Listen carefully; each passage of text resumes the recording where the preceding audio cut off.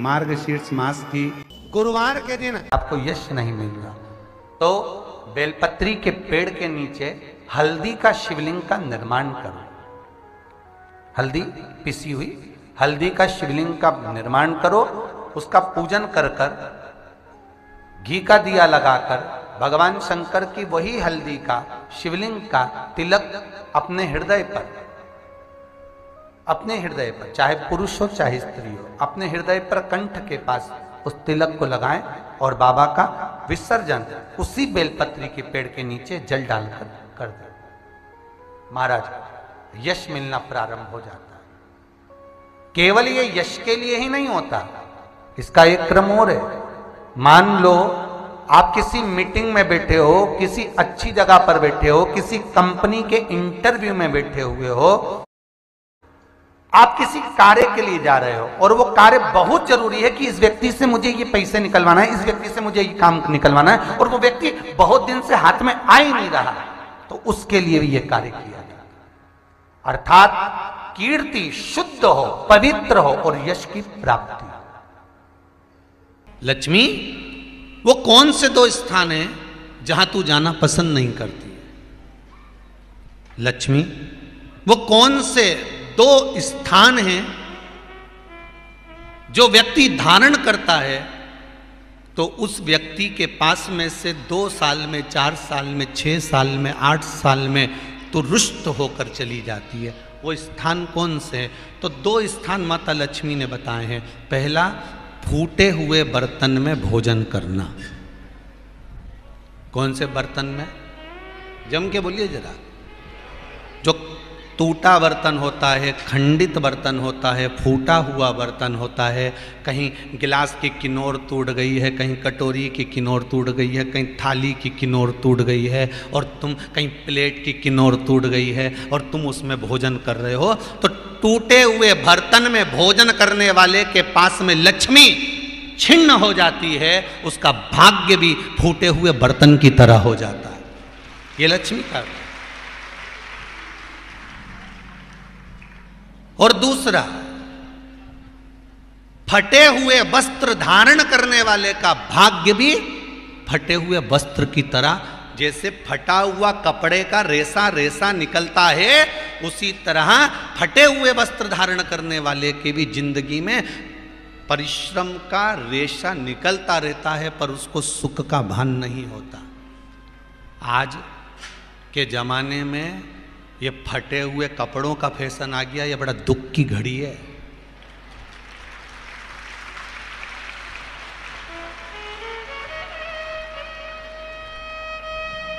ये बड़ी दुख की घड़ी है महाराज, और लोग उसको फैशन समझ रहे हैं। पहले तो कम फटा होता था, पर आज के जमाने में तो इतना इतना फट गया, ऐसा लगता है कि दिवाली का बम चलाने गया था दीपावली पे और बम कपड़ों के बीच में से फट गया।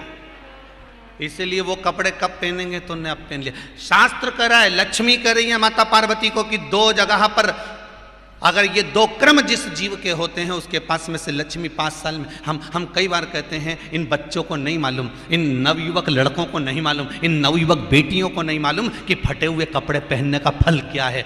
आज नहीं, विवाह कर कर जब जाएगी तो मायके से जब ससुराल जाएगी, तूने कुंवारी अवस्था में तो खूब फटे हुए कपड़े पहन लिया ने, मम्मी मैं तो जीन्स लूंगी ने, ये लूंगी, तू तो खूब फटे हुए पहन, पर वहां जब जाएगी तब मालूम पड़ेगा कि रोना किसको कहते हैं।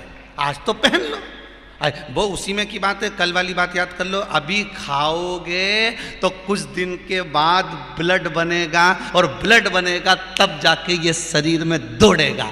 आज की आज तुमने रोटी खाई तो क्या आज की आज ब्लड बन गया? जम के तो बोलो रे खरगोन वालो, नहीं बनाना। आज खाया है तो ब्लड 8 दिन में, 4 दिन में, 6 दिन में, 2 दिन में, 5 दिन में, 3 दिन में बनेगा। आज की आज ब्लड नहीं बनेगा। आज खाया तो 2 दिन में ब्लड तैयार होकर तुम्हारे शरीर में दौड़ेगा, शरीर में दौड़ेगा तो तुम्हारा शरीर भी चलेगा। उसी तरह तुमने अगर युवानी अवस्था में, कुंवारी अवस्था में ये फटे हुए कपड़े पहने हैं, तो जब तुम्हारी अवस्था बढ़ेगी ना, आज नहीं रोना पड़ रहा। आज के जमाने में तो फैशन है साहब, फैशन है तो आज पहन ले, बाद में रो ले। फटे हुए वस्त्र विधारण नहीं कर। घर की बेटियां, घर के लोग ऐसे कपड़े पहने, ये श्रेष्ठता नहीं है महाराज। थोड़ा सुधार। कहा शरीर को भोगना था, फिर मनुष्य क्यों ये जीव आत्मा क्यों भोग रहे? क्योंकि जीवात्मा मरती नहीं। इसको जब भुगताया जाता है तो ये भोगती रहती है, तड़पती है, चिल्लाती है, अब नहीं करूंगी गलती, क्षमा कर दो मुझको। हल्दी का गट्टा, हल्दी जो सूखी एक गट्टे में आती है ना, हल्दी की गांठ, उसका थोड़ा सा टुकड़ा उस कलश में डाल लीजिए। और जिस व्यक्ति का समय गड़बड़ चल रहा हो, लक्ष्मी नहीं आ रही हो, बीमारियां बनी हुई हो, दुख हो, तकलीफ हो, कष्ट हो, माता पार्वती जी अश्विमनी घोड़ी बनी लक्ष्मी जी को ज्ञान उपदेश दे रही है। माता पार्वती जी जब लक्ष्मी जी ने आंख में से आंसू बहाए, शिवलिंग पर गए, शिवलिंग से जलाधारी पर गए, जलाधारी पर जब वो अश्रु पड़े और उस अश्रु के पड़ने पर माता पार्वती जी प्रकट हुई और प्रकट होकर माता पार्वती जी जब सम्मुख में आई, माता पार्वती जब सामने आई तो उन्होंने लक्ष्मी जी को समझाया। माता लक्ष्मी से कहा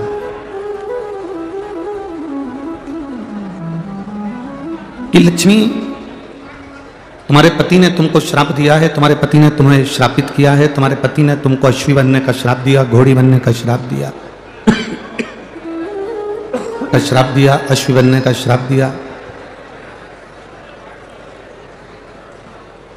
लक्ष्मी, तुम इस बात से दुखी ना होइए कि तुम्हारे पति ने तुमको श्राप दिया। अब उन्होंने जो श्राप दिया उसको भूल जाओ, अब कुछ अच्छा करने का प्रयास करो। जो श्राप दिया है अब उसको भूल जाओ। और हम भी आपसे यही कहेंगे कि अगर कोई आपको गाली दे दे, कोई आपको अपशब्द कह दे, कोई आपको ताना दे दे, कोई आपको आड़ा टेढ़ा बोल दे, वो कह दिया, कहने के बाद आप उसको भूल जाइए। उसने कहा, आप उस बात को भूल जाओ। अब बहुत दिन तक अपने बुद्धि में लेकर बैठ जाना, बहुत दिन तक अपनी चित्तवृत्ति में लेकर बैठ जाना कि उसने मेरा अपमान करा है, उसने मुझे गाली दी, उसने मुझे अपशब्द कहा, उसने मुझे आड़ा टेढ़ा कहा, टेढ़ा बोल दिया, बार बार अपनी बुद्धि में उसको घुमाना, अपनी चित्तवृत्ति में लेकर आना, ये श्रेष्ठ नहीं है।